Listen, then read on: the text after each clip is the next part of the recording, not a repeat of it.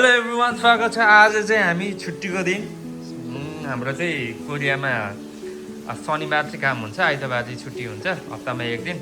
हामी साँझ र बिहान चाहिँ आफै पकाएर खान्छौँ। अनि आज चाहिँ विशेष गरी यो कौलीलाई चाहिँ कसरी खाने भने हल्का बोइल गर्ने, अनि त्यस पछाडि एकदम अर्ग्यानिक तरिकाले तेलमा हल्का पर्पर भुट्ने मात्र, अनि माथिदेखि हल्का नुन सुन अदुवा सदुवा लसुन लाउने, त्यत्तिकै अनि खाने। अर्को भेराइटिजहरू पनि छन् चाहिँ हामीसँग। आलु छ, करेला पनि छ। करेलालाई चाहिँ एकदम मजाले हाम्रो कुकले, मास्टर सेफ हो उहाँले चाहिँ एकदम मजाले आज पर्पर भुटेर चाहिँ जिब्रोमै स्वाद बस्ने तरिकाले खुवाउँछु दाइ भनेर भनिरहेको छु। हेरौँ कस्तो बनाउने रहेछ, अहिले देखि नै हालिन्छ।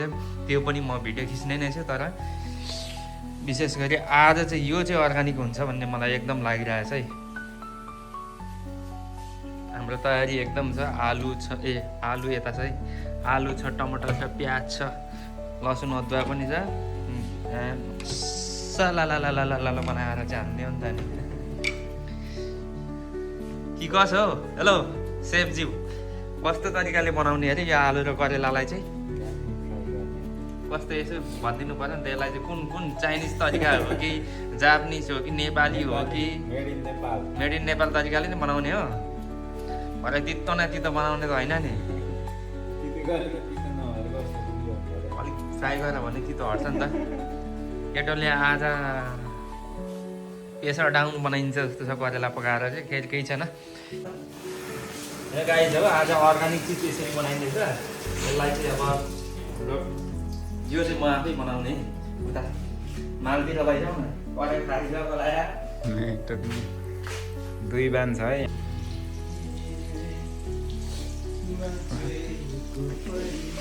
हाम्रो आफ्नो छ है पकाउने चाहिँ फेरि। हजार सपनाहरूको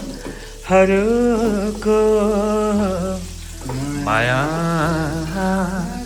लागेर आउँछ, बाँच्ने रहर जस्तो फेरि भएर आउँछ। हजार सपनाहरूको माया लागेर आउँछ, मैले बाँचेको परिवेश सानो त्यति थिएन, परदेशी जस्तो कोही एक्लो पनि थिएन। रेडी हुँदैछ, हामी आफ्नो पकाउँदैछु। पकाउनु चाहिँ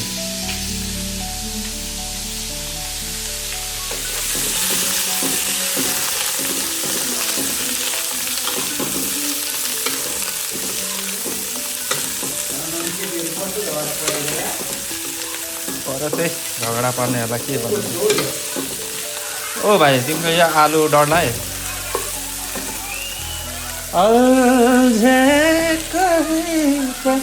के भो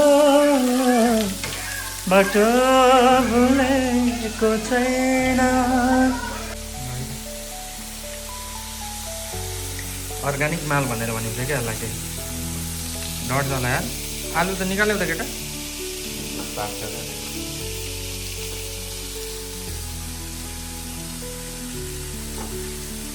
मेरो चाहिँ पाकेको छ। केटाले चाहिँ कसरी पकाउने, यो आलु निकाल्दैछ, घरि के गर्दैछ।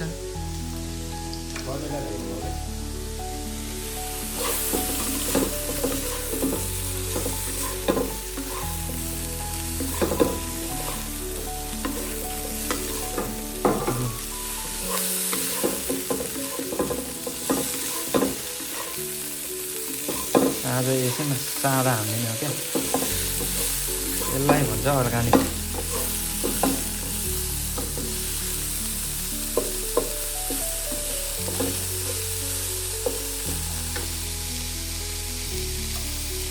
हाम्रो मास्टर सेफले कसरी पकाएर खुवाउने हेरौँ।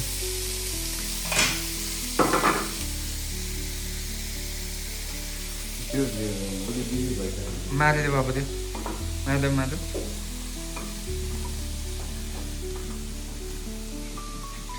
आलु भुटेर यस्तो बनाएको चाहिँ करेला हुँदैछ धेर भयो क्या दुसरै स्टेप यतिको भइसक्यो यो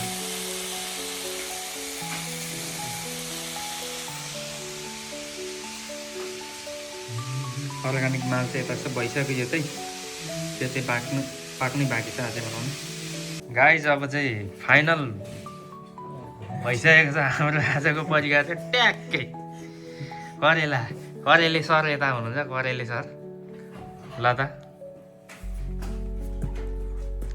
कस्तो बनाएको चाहिँ अर्ग्यानिक माल पनि छँदैछ करेला सहितको पनि छँदैछ हाम्रो कुक पनि हुनुहुन्छ कुकले नै आज सबै वितरण गर्छ